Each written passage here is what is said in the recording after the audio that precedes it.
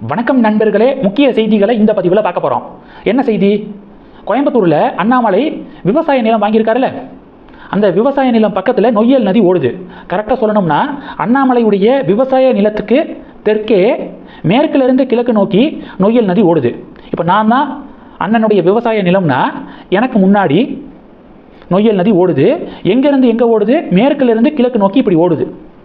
அந்த நதியுடைய நீரோட்டத்தின் காரணமாக மண்ணரிப்பு ஏற்படுது. இதை தடுப்பதற்காக கரைகளை பலப்படுத்தவும், கரைகளில் மரக்கன்று நடவும், அந்த நொய்யல் நதியை தூர்வாரவும் அண்ணாமலை நீர்வளத்துறைக்கிட்ட அனுமதி வாங்கி அந்த வேலையை பண்ணியிருக்காரு. அண்ணாமலை மணல் கடத்திட்டாரு, மணல் திருடிட்டாரு அப்படின்னு சொல்லிட்டு தமிழக பாஜக பொய்யை பரப்புனாங்க.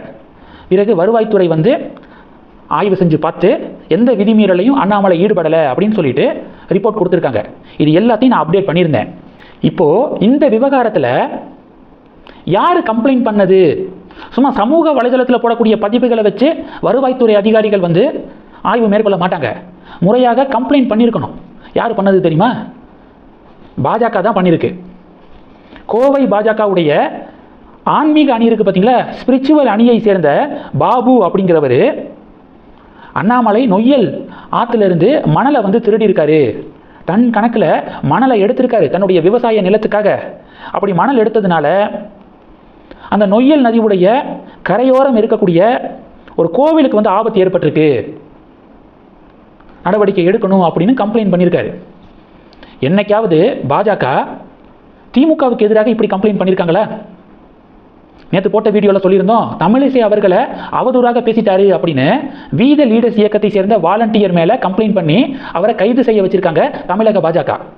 மோடியை தினம் தினம் தமிழகத்தில் சில முக்கிய புள்ளிகள் திட்டிக்கிருக்காங்க. உதாரணத்துக்கு இயக்குனர் அமீர் மோடியை ஒருமையில் பேசியிருக்காரு. அமீருக்கு எதிராக இப்போ வரைக்கும் தமிழக பாஜக ஒரு புகார் கொடுத்துருக்காங்களா? மோடியை தூக்கிலிட கோரி போராட்டம் அப்படின்னு நந்தினி ஆனந்த் நடத்திக்கிருக்காங்க. அவர்களை உள்ள தள்ளுறதுக்கான வேலையை பார்த்தாங்களா? இல்லை. அண்ணாமலையை முடக்கணும், அண்ணாமலை இயக்க உறுப்பினர்களை முடக்கணும், இதை மட்டும்தான் மண்டையில் ஏற்றி வச்சிருக்காங்க தமிழக பாஜக அப்படின்னு நேற்று போட்ட வீடியோவில் சொல்லியிருந்தோம். இப்போது அண்ணாமலை மேலேயே கம்ப்ளைண்ட் பண்ணியிருக்காங்க, மணலை திருடிட்டாரு, அதனால ஒரு கோவிலுக்கு ஆபத்துன்னு.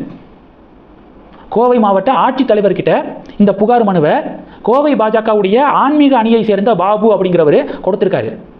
கோவை மாவட்ட ஆட்சியரின் உத்தரவின் பேரில் வருவாய்த்துறை அதிகாரிகள் சம்பந்தப்பட்ட இடத்துக்கு போய் ஆய்வு செஞ்சு அண்ணாமலை எந்த விதிமீறலை ஈடுபடலை, நீர்வளத்துறைக்கிட்ட முறையாக என்ஓசி வாங்கி தான் இதை பண்ணியிருக்காரு. நீர்வளத்துறை 22 நிபந்தனைகள் விதிச்சிருக்காங்க, எந்த நிபந்தனையையும் அண்ணாமலை மீறலை அப்படின்னு வருவாய்த்துறை அதிகாரிகள் ரிப்போர்ட் கொடுத்துருக்காங்க கோவை மாவட்ட ஆட்சியர்கிட்ட. பாஜகவுக்கு வேலையை பார்த்தீங்களா? அண்ணாமலையை தான் எதிரியாக பார்க்குறாங்க. எப்படியாவது ஏதாவது பண்ணி அண்ணாமலையை முடக்கிடணும் அப்படின்னு சொல்லிட்டு ஓவர் டைம் வாங்கி பார்த்துக்கிருக்காங்க, ஓட்டி பார்த்துக்கிருக்காங்க. பார்க்க வேண்டிய வேலையை பார்க்கல, எதை பண்ணக்கூடாதோ அதை பண்ணிக்கிருக்காங்க. இது ஒன்று. அதனால் யார் புகார் கொடுத்தது அப்படிங்கிறது நிறைய பேருக்கு தெரியலை. கோவை மாவட்ட பாஜகவுடைய ஆன்மீக பிரிவுடைய ஒரு பொறுப்பாளர், அவர் தான் கம்ப்ளைண்ட் பண்ணியிருக்காரு அண்ணாமலைக்கு எதிராக. அதாவது வன்மத்துடைய உச்சத்துக்கே போயிட்டாங்க நயினார் கும்பல். இந்த செய்திகளை பற்றி உங்களுடைய பார்வைகளை மறக்காமல் கமெண்ட் பண்ணுங்கள். தொடர்ந்து கணக்கில் இருங்க. அடுத்தடுத்து நிறையா பதிவுகளை பார்க்க போகிறோம். நன்றி. ஜெய் ஹிந்த்.